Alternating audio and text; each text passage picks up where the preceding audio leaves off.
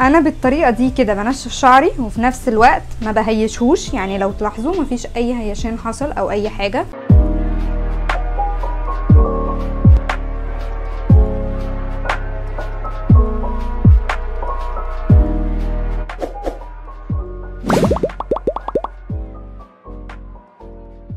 ازيكم عاملين ايه؟ معاكم كريستين عماد في فيديو جديد. ان شاء الله في الفيديو النهارده هنتكلم عن الديفيوزر وايه هو الديفيوزر وبنستخدمه ازاي.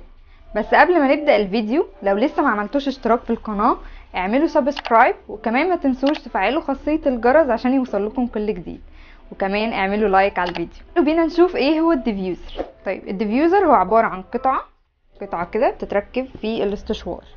طيب هي في منها نوعين، نوع السيليكون ده وانا يعني يمكن بحبه علشان السيليكون بياخد على شكل الاستشوار، مش هفضل اقيس القطر بتاع المدخل بتاع الاستشوار ده.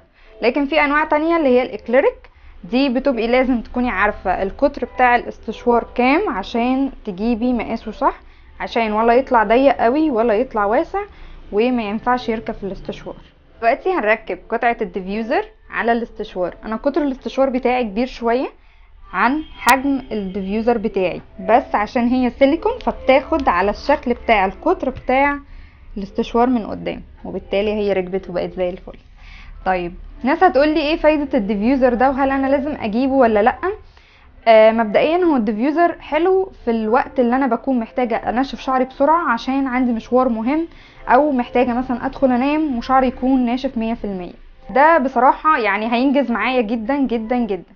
طيب بستخدمه ازاي؟ اول حاجة ان انا بشغله على البارد، وبخلي درجة الهواء مش شديدة قوي، بتكون اقل برضو درجة عشان ما تهيشليش الشعر جامد، او يعني الهواء يكون شديد قوي فهتلاقي الشعر كله هاش.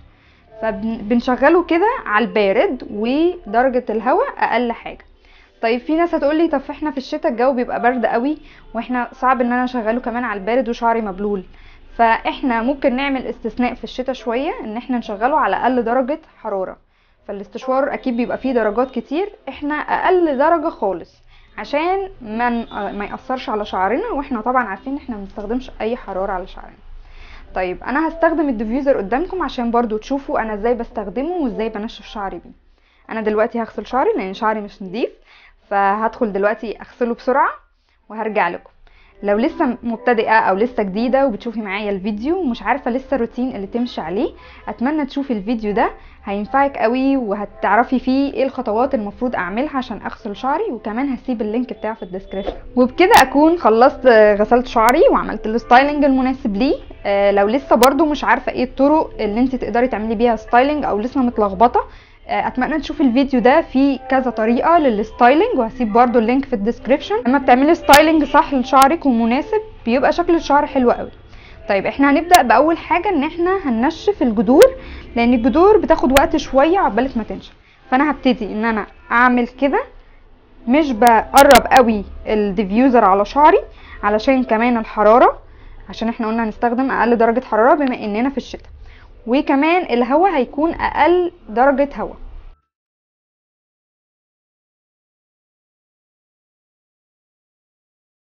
طبعا علشان ادي لشعري شويه فوليوم، بعمل ايه؟ اول حاجه ان انا بجيب شعري كله لقدام، وبرده ببدا بالجذور. طبعا كل ما اكون جايبه شعري لقدام واعمل بالديفيوزر ده بيديني فوليوم بعد ما شعري بينشف تماما. طيب بعد كده الخطوه اللي بعد كده هبتدي بقى ادخل على باقي الشعر عشان برضه انشفه.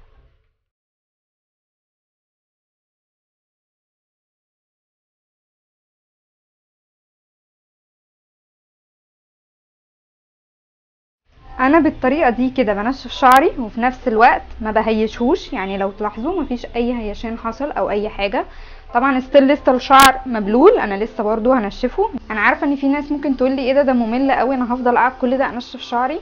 انا بالنسبه لي شايفاه منجز جدا بالنسبه ليا شخصيا، وبالنسبه لكل واحده مثلا شعرها بيقعد بالخمس والست ساعات عشان ينشف خالص. لكن بالديفيوزر انا ممكن في نص ساعه اكون نشفت شعري كله وخلصت ورحت المشوار بتاعي او دخلت نمت عادي خالص.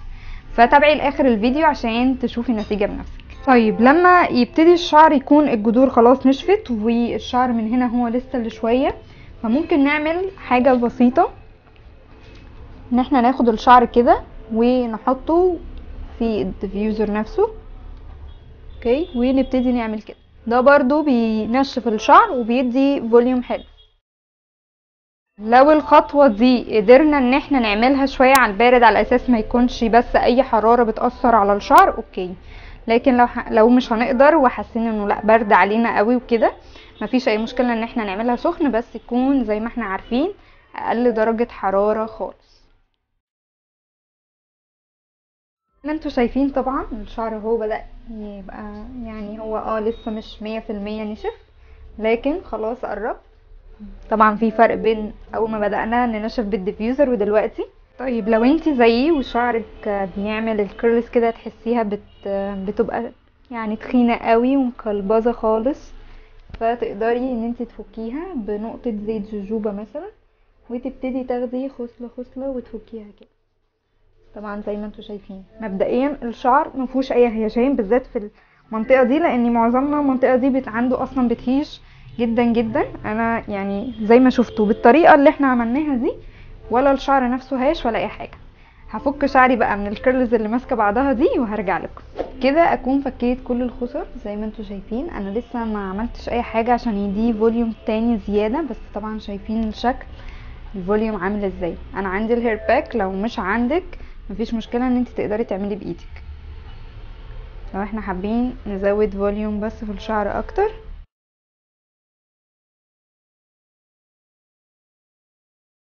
وبكده اكون اديته فوليوم اكتر كمان، ولو عايزه ادي اكتر انا هقدر ادي اكتر، بس اقصد ان الشكل العام حلو جدا، مفيش هيشان، الشعر ناشف وشكله جميل جدا. وبكده نكون وصلنا لاخر الفيديو. اتمنى تكون النتيجة عجبتكم وشفتوا النتيجة بعينيكم حلوة ازاي، وفعلا الموضوع سهل جدا. طيب في ناس هتسألني انا ممكن اجيب الديفيوزر ده منين؟ لو انت لسه اوريدي هتجيب استشوار جديد، ففي انواع كتير من الاستشوار دلوقتي بقت بتنزل بالديفيوزر بتاعها، ده هيبقى سهل عليكي جدا. لكن لو انت اوريدي عندك الاستشوار لكن محتاجة قطعة الديفيوزر، فممكن تلاقيها في محلات او مستحضرات اللي بتبيع حاجات الكوافير او في البيدجات الاونلاين. حاولت اكون بجمع كل الاسئله اللي ممكن تكونوا بتفكروا فيها، بس لو لسه عندك اسئله سيبها لي في الكومنت هنا او على جروب الفيسبوك او الاكونت بتاع الانستجرام، هسيب اللينك في الديسكريبشن تحت.